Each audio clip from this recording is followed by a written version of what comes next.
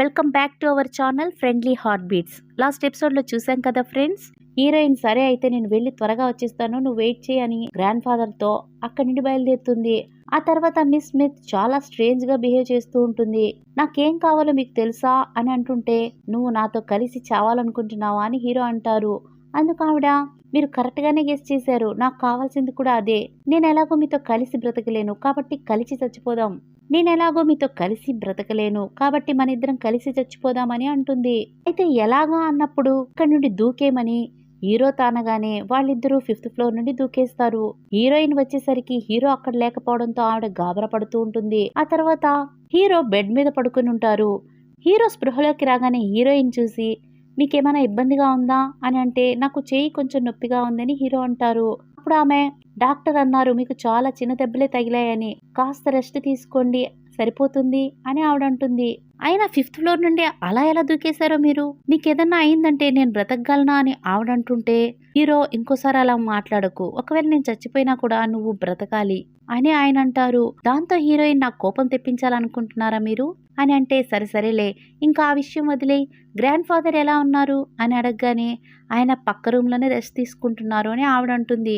ఆ తర్వాత miss Smith ని మెంటల్ హాస్పిటల్లో జాయిన్ చేశారు అని ఆవిడ అనగానే హీరో షాక్ అవుతారు. నిజానికి పోలీసుల ఎంక్వైరీలో తేలింది ఏంటంటే, నిజమైన మిస్ స్మిత్ అబ్రాడ్ లో ఉంటారు. మనకు తెలిసిన ఈ స్మిత్ ఆవిడ సర్టిఫికేట్ ని తీసుకొచ్చి ఫేక్ గా మన కంపెనీలో జాయిన్ అయింది. ఆవిడ అసలు పేరు కూడా ఈవా అనగానే హీరో షాక్ అయ్యి, ఈవానా అని అంటారు. అప్పుడే మనకి ఫ్లాష్ బ్యాక్ చూపిస్తారు. ఏంటంటే కొంతమంది మగాళ్ళు ఆవిడ్ని ఏడిపిస్తూ ఉంటారు. ఆ టైంలో హీరో అక్కడికి వచ్చి, మీరు కనుక ఇక్కడి నుండి వెళ్ళలేదంటే పోలీసులకి కాల్ చేస్తాను అని వాళ్ళని భయపెడతారు. దాంతో వాళ్ళందరూ అక్కడి నుండి పారిపోతారు. అప్పుడు హీరో ఆమె దగ్గరికి వెళ్ళి, నువ్వు ఇక్కడే వెయిట్ చేయి అని చెప్పి ఆమెకు కొన్ని బట్టలు తీసుకొచ్చి చేతికిస్తారు. ఆ తర్వాత డ్రంక్ చేసిన మగవాళ్ళకి దూరంగా ఉండు, లేదంటే నీకే ఇబ్బందిగా ఉంటుంది, నువ్వు ఆడదానివి కదా అని అనగానే ఆవిడ సరే అని అంటుంది. ఆ తర్వాత నేరుగా ఒక 500 మీటర్స్ దూరంగా వెళ్ళావంటే పోలీస్ స్టేషన్ ఉంది, అక్కడికి వెళ్ళి వాళ్ళని హెల్ప్ అడుగు అని హీరో అంటారు. దాంతో ఆవిడ సరే అని చెబుతుంది. ఆవిడ అతన్ని పిలిచి, నా పేరు ఈవా, మీ పేరేంటి అని అడుగుతుంది. అతను, నా పేరు మిస్టర్ హాటన్ అని చెప్తారు. ఆ తర్వాత అతను వెళ్ళిపోతారు. హీరో ఆ విషయాన్ని హీరోయిన్ కి చెప్తూ ఉంటారు. ఇంతలో అక్కడికి గ్రాండ్ మదర్ వస్తారు. మీకోసం నేనే స్వయంగా ఫుడ్ ని వండి తీసుకొచ్చాను అని ఆవిడ అంటుండగా, హీరో, గ్రాండ్ మదర్ మీరు చాలా అద్భుతంగా వండుతారు అని అంటుండగా, నువ్వు నన్ను ఎప్పుడు పొగుడుతూనే ఉంటావు అని ఆవిడ అంటుంది. నేను నిజమే చెప్పాను గ్రాండ్ మదర్ అని హీరో అంటారు. ఆ సమయంలో గ్రాండ్ మదర్, చూడు నువ్వు నీ గ్రాండ్ ఫాదర్ ని కాపాడడం కోసం 5th ఫ్లోర్ నుండి దూకేసావంట, ఎంత మంచి అబ్బాయివి నువ్వు. మా ఎలనార్ హస్బెండ్ ఉన్నాడు, 1 year గా ఆ అమ్మాయిని పట్టించుకోవట్లేదు, అతను నిజంగా మంచివాడు కాదు. ఇంకో విషయం చెప్పనా, అతడు ఈ పాటికే ఒక ఉంపుడు కత్తిని రెడీ చేసుకుని ఉంటాడు, అందుకే మా అమ్మాయి వైపు తిరిగి చూడట్లేదు అని తిడుతూ ఉండగా, హీరోయిన్, గ్రాండ్ మదర్ ఇప్పుడు అవన్నీ ఎందుకు అని కంట్రోల్ చేస్తున్నా కూడా ఆవిడ తిడుతూనే ఉంటారు.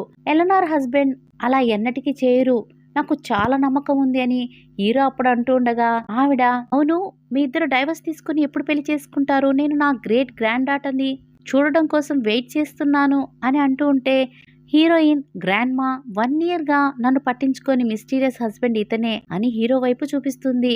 ఏంటి 1 year గా నిన్ను పట్టించుకొని నీ హస్బెండ్ ఇతనా, ఉండు నాకేం అర్థం కావట్లేదు, నాకు వయసు అయిపోయింది, సరిగ్గా నిద్రపోవడం లేదు కదా, అందుకే ఇలా తయారయ్యానేమో, నేను ఇంటికి వెళ్ళి పడుకుంటాను అనుకుంటూ ఆమె అక్కడి నుండి లేచి వెళ్ళిపోతారు.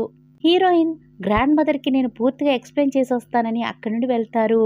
ఆ తర్వాత హీరో సిగ్గుపడిపోతూ ఉంటారు. 5 years తర్వాత గ్రాండ్ మదర్ ని మళ్ళీ చూపిస్తారు. ఆవిడ కుంఫు ట్రై చేస్తూ ఉంటారు. హీరో వచ్చి, ఎల్నార్ లేచిందా అని అడుగుతారు. ఎల్నారా తన బెడ్రూమ్ లో పడుకొనుంది అని గ్రాండ్ మదర్ చెప్తారు.